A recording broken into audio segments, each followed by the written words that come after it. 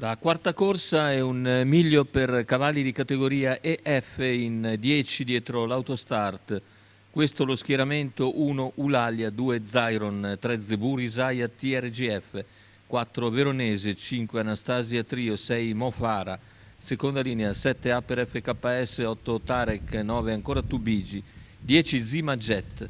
Favori per Zyron in chiusura, numero 2 Maurizio Cheli, ma corsa piuttosto incerta, con simpatie sparse anche per Ulalia, Anastasia Trio, Mofara. Vediamo il fasi di lancio con Zyron che cerca di assumere l'iniziativa e lo fa in breve, sopravanzando Ulalia, mentre al largo Veronese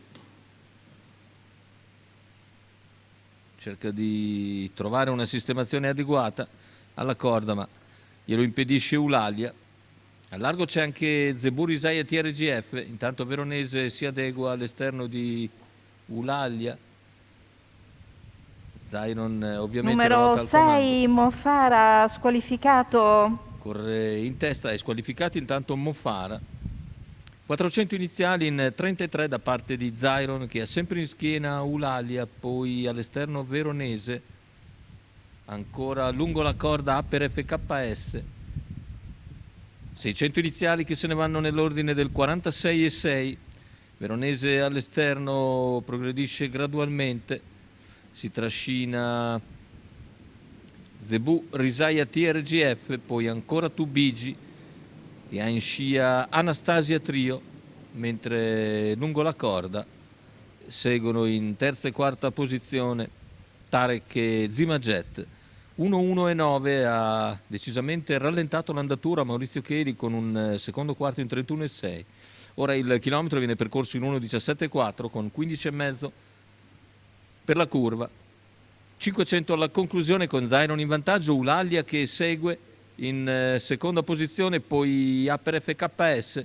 Gli altri faticano a progredire perché ha accelerato decisamente ora il leader. 14,6 parziale, Ulalia cerca di ingambarsi e sbaglia però Ulalia.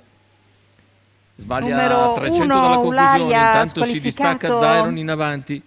Zyron nettamente in evidenza all'ingresso addirittura d'arrivo, ha guadagnato una ventina di metri abbondanti sugli avversari e nel finale Zyron in grado di concludere isolato in avanti, secondo posto per ancora Tubigi, mentre per il terzo sul palo probabilmente è Tarek ad avere ragione di Aper FKS.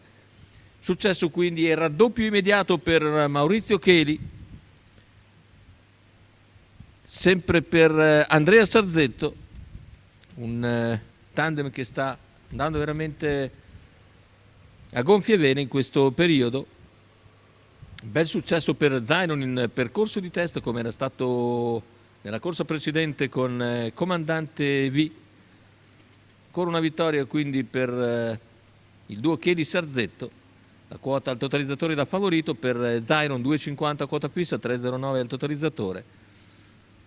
Il secondo posto per ancora Tubigi, che precede sul palo Tarek 2,98, l'arrivo della quarta corsa Arcoveggio.